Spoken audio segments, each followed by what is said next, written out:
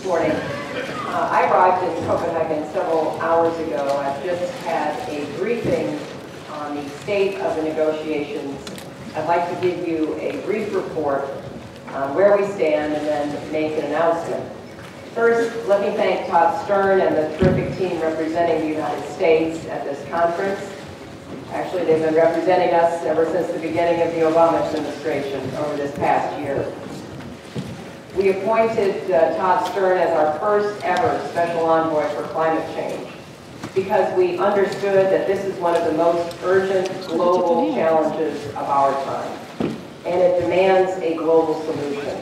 Climate change threatens not only our environment, but our economy and our security.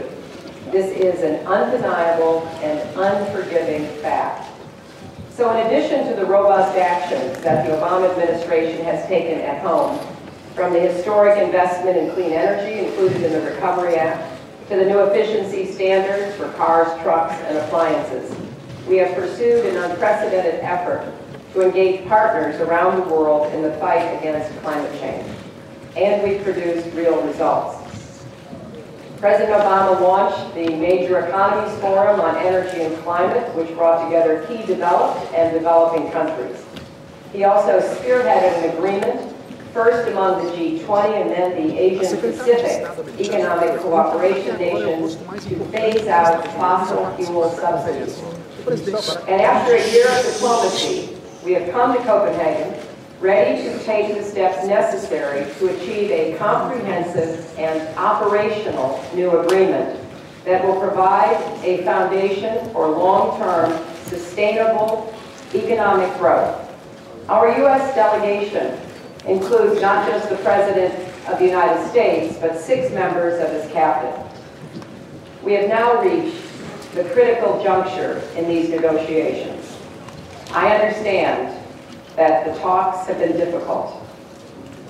I know that our team, along with many others, are working hard and around the clock to forge a deal. And we will continue doing all that we can do.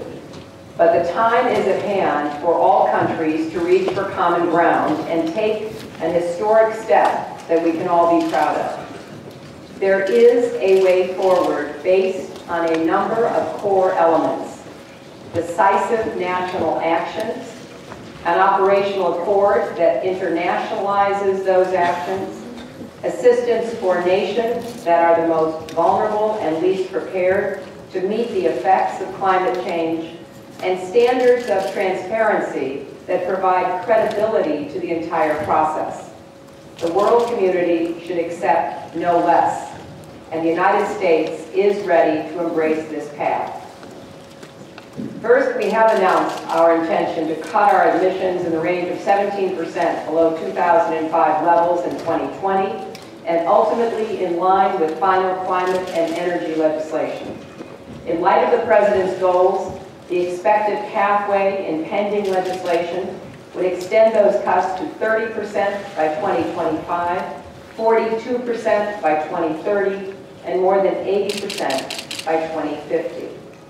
Second, we also recognize that an agreement must provide generous financial and technological support for developing countries, particularly the poorest and most vulnerable, to help them reduce emissions and adapt to climate change. That's why we joined an effort to mobilize Fast Start funding that will ramp up to $10 billion in 2012 to support the adaptation and mitigation efforts of countries in need. And today, I'd like to announce that in the context of a strong accord in which all major economies stand behind meaningful mitigation actions and provide full transparency as to their implementation, the United States is prepared to work with other countries toward a goal of jointly mobilizing $100 billion a year by 2020 to address the climate change needs of developing countries.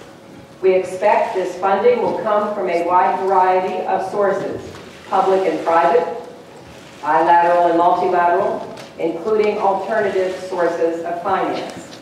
This will include a significant focus on forestry and adaptation, particularly again, I repeat, for the poorest and most vulnerable among us. So there should be no doubt about the commitment of the United States to reaching a successful agreement here in Copenhagen and meeting this great global challenge together.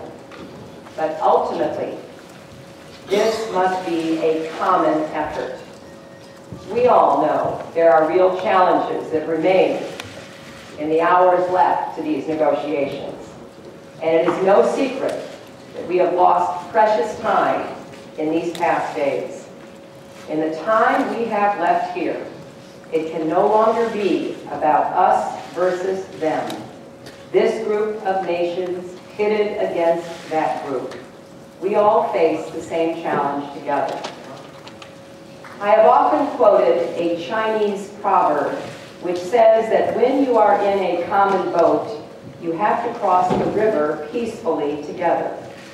Well, we are in a common boat. All of the major economies have an obligation to commit to meaningful mitigation actions and stand behind them in a transparent way. And all of us have an obligation to engage constructively and creatively toward a workable solution. We need to avoid negotiating approaches that undermine rather than advance progress toward our objective. I am deeply concerned about the consequences for developing countries, from Bangladesh to the Maldives, from the Caribbean to West Africa and the Pacific Islands. If we cannot secure the kind of strong operational cord I've described today, we know what the consequences will be for the farmer in Bangladesh, or the herder in Africa, or the family being battered by hurricanes in Central America. Without that accord, there won't be the kind of joint global action from all of the major economies we all want to see, and the effects in the developing world could be catastrophic. We know what will happen. Rising seas, lost farmland, drought, and so much else. Without the accord, the opportunity to mobilize significant resources to assist developing countries with mitigation and adaptation will be lost. Over the next 2 days, we will be discussing these issues further.